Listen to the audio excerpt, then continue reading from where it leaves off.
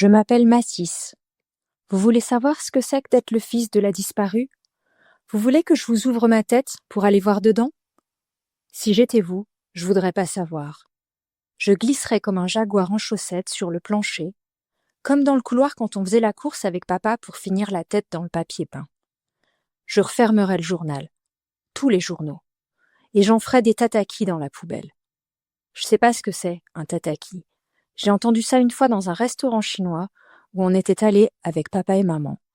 Mais je crois que c'est pas beau à voir. C'est pas cuit non plus. Moi je dis, si vous avez une maman, faut la garder. Parce qu'un jour elle peut s'envoler. Comme mon ballon d'anniversaire dans le ciel. Vous écoutez Quelque chose à vous dire, le podcast qui rebooste les parents séparés.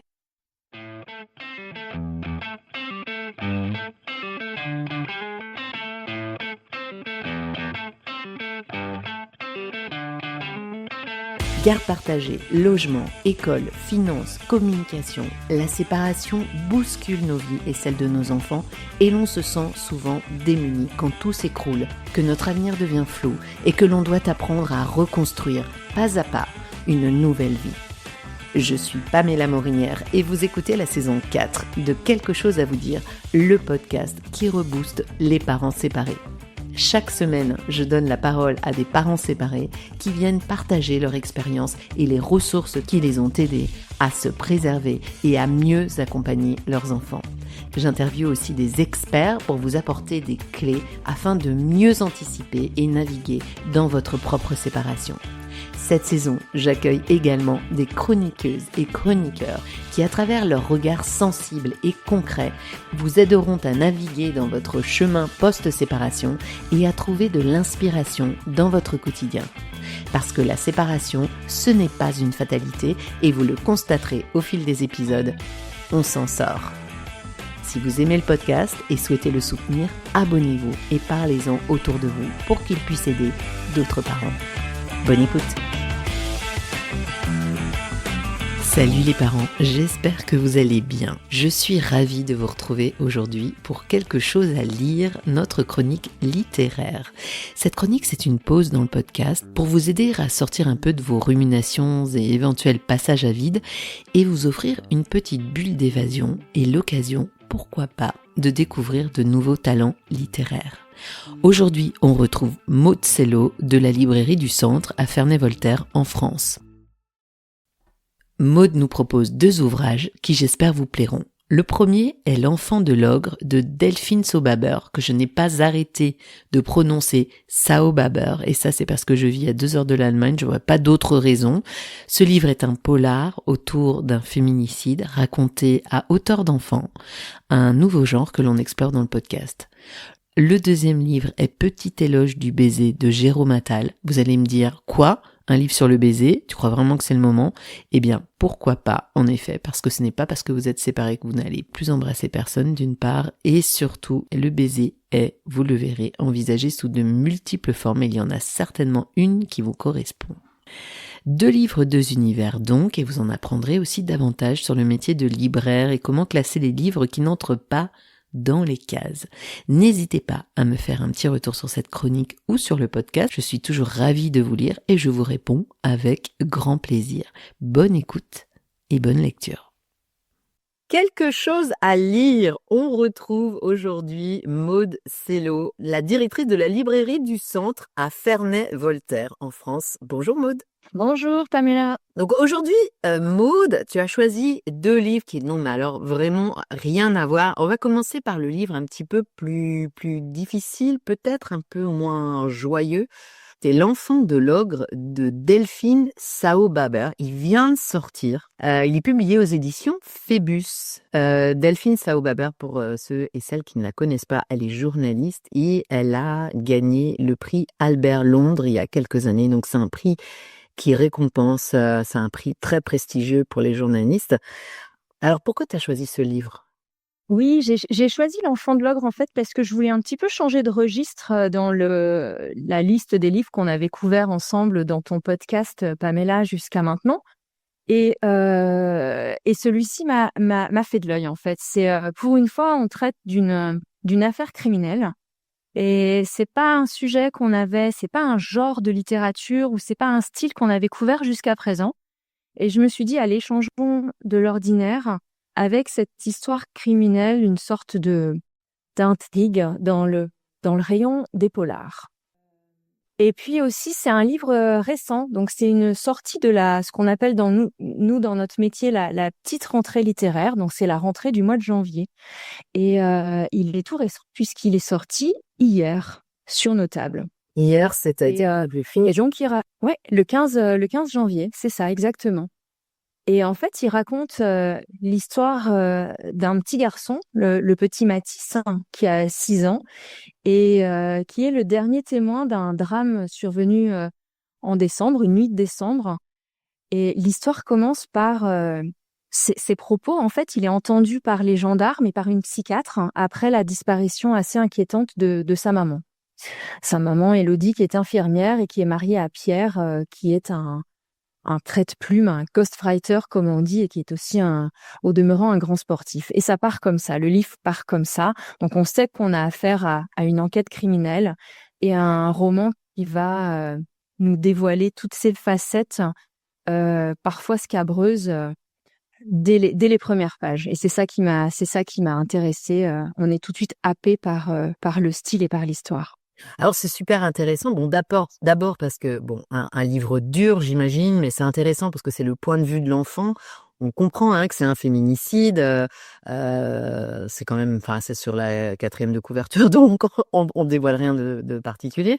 Ce qui est intéressant, c'est que c'est aussi donc raconté du point de vue d'un enfant.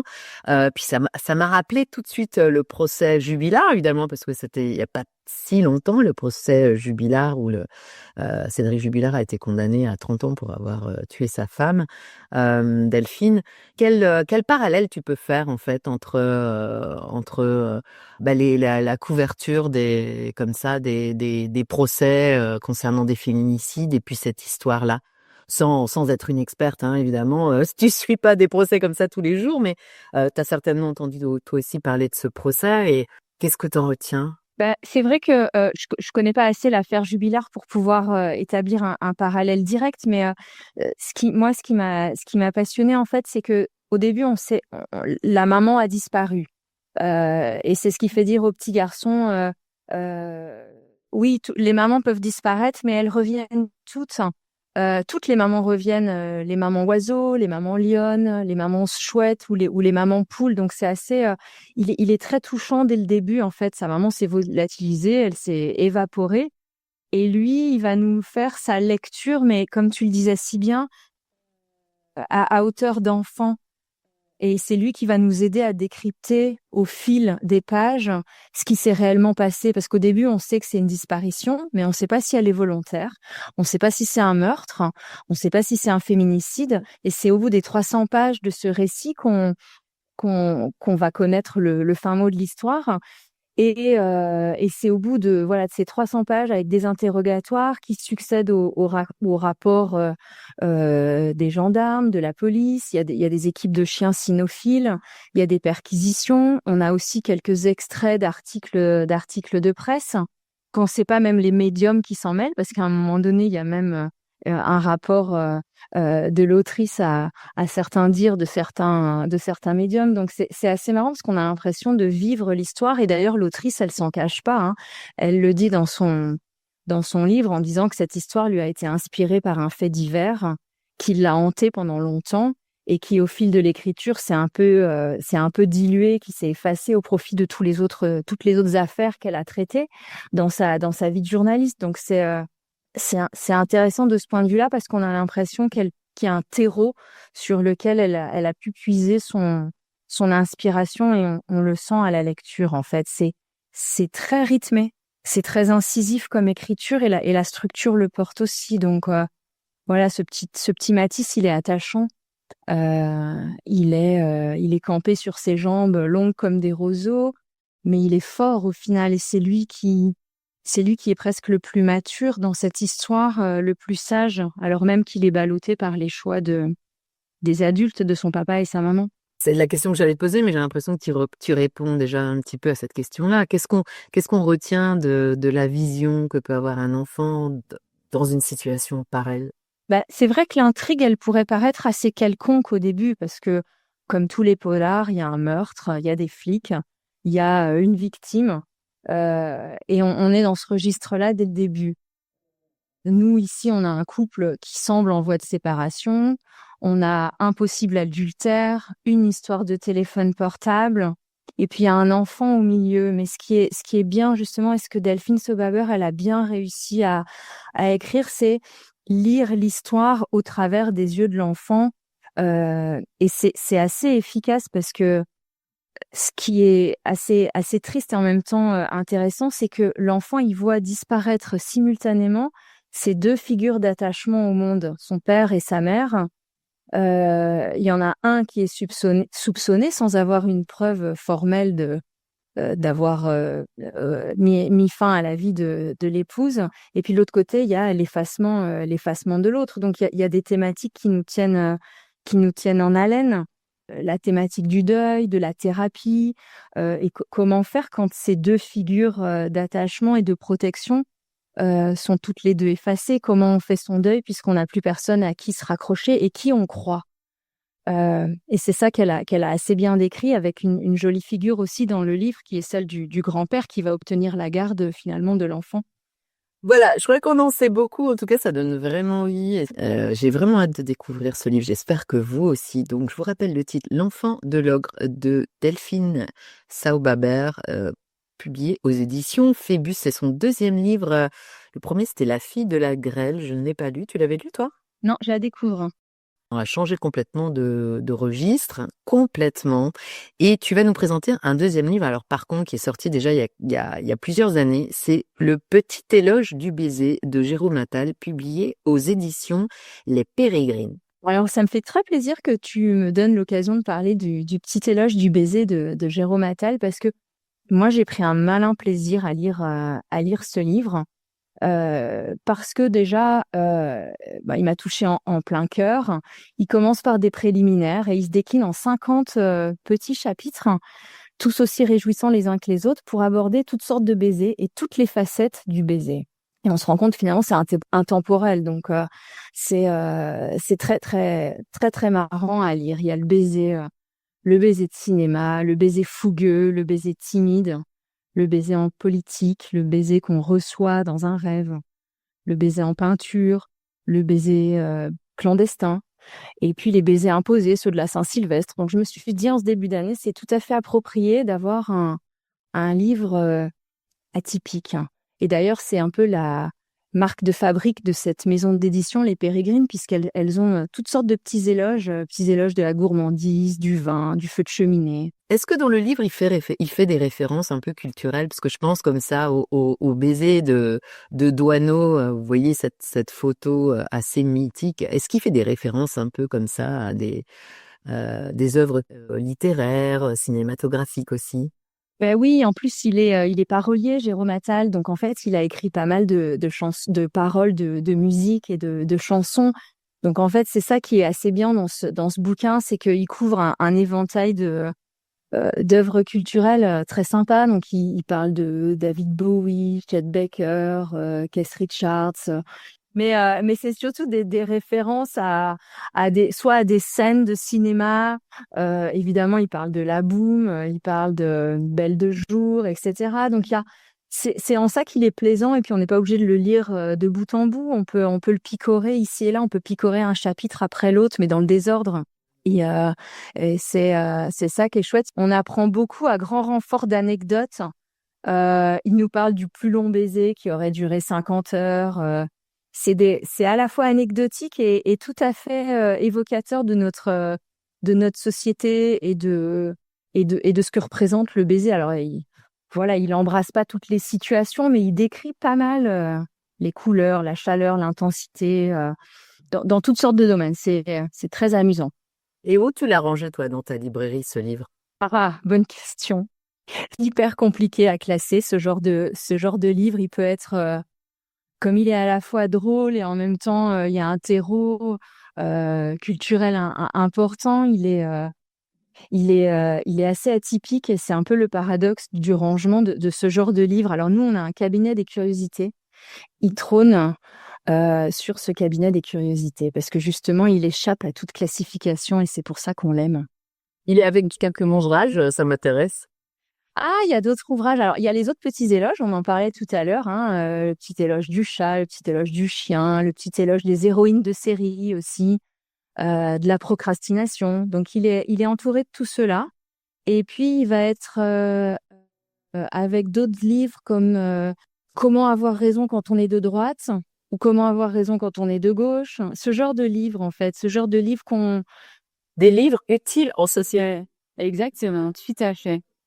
Très bien, je rappelle le titre du livre, Petit éloge du baiser de Jérôme Attal. Et c'est vrai qu'il est parolier, mais il a écrit énormément d'ouvrages, Jérôme Attal. Je ne sais pas si vous en avez déjà lu, mais la liste est quand même assez impressionnante. Mais en plus, il est parolier. Il a été parolier de Johnny Hallyday, de Vanessa Paradis, de Jane Birkin, de Jennifer. Enfin, une pléthore d'artistes. Ouais, c'est intéressant aussi de voir qu'il est comme ça sur autant de fronts et qu'il est autant multicasquette. Merci beaucoup, Maude. Donc, je rappelle aussi le premier livre dont tu nous as parlé, c'était L'Enfant de l'ogre de Delphine Saobaber. Comment ça se passe à la librairie? Tout va bien? On a accueilli les nouveaux livres de la rentrée littéraire de 2026 et puis on recommence nos petites séries de rencontres avec les auteurs à partir de ce mois-ci avec notre agenda et notre calendrier. On se réjouit d'avance. Et pour trouver l'agenda, s'il y a des personnes qui nous écoutent et qui sont dans le coin et qui aimeraient peut-être venir écouter certains auteurs. Oui, on est sur les réseaux sociaux essentiellement, donc sur Instagram et Facebook.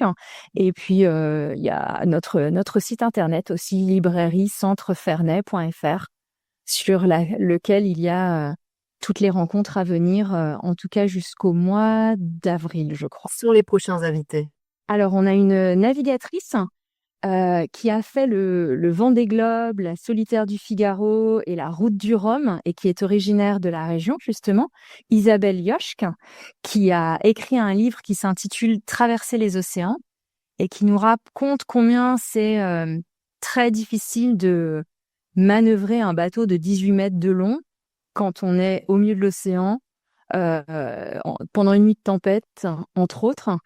Et combien c'est difficile en plus quand on est une femme dans un milieu d'hommes, le milieu de la voile, mais combien elle a réussi à s'en sortir et ça va être vraiment hyper intéressant de venir l'écouter, de voir un petit peu comment elle a organisé sa vie autour de la voile avec ses sponsors, avec de la méditation, avec un entraînement de sportifs de haut niveau, etc. On se réjouit de l'accueillir le 29 janvier. Le 29 janvier, donc si tout va bien, l'épisode sera sorti, donc vous aurez l'information à temps pour y aller. Merci beaucoup, Maude. Vous pouvez retrouver donc la liste de tous les invités de la librairie sur le site et puis je vais vous mettre les liens aussi en note de cet épisode. À bientôt, Maude. À bientôt. Voilà, c'est tout pour aujourd'hui. Je suis Pamela Morinière et vous venez d'écouter un épisode de Quelque chose à vous dire, le podcast qui rebooste les parents séparés. Si le podcast vous plaît, parlez-en autour de vous, recommandez-le à celles et ceux qui pourraient aider, mettez-lui 5 étoiles sur vos plateformes d'écoute préférées ainsi que des commentaires positifs pour l'aider à se faire connaître davantage. Pour toute proposition de thème, d'invité ou pour me contacter tout simplement, laissez-moi un message sur les réseaux sociaux, Instagram et LinkedIn ou envoyez-moi un email quelque chose à vous dire podcast@gmail.com. Quelque chose à vous dire podcast@gmail.com. À la semaine prochaine pour un nouvel épisode et d'ici là, portez-vous bien. Ciao.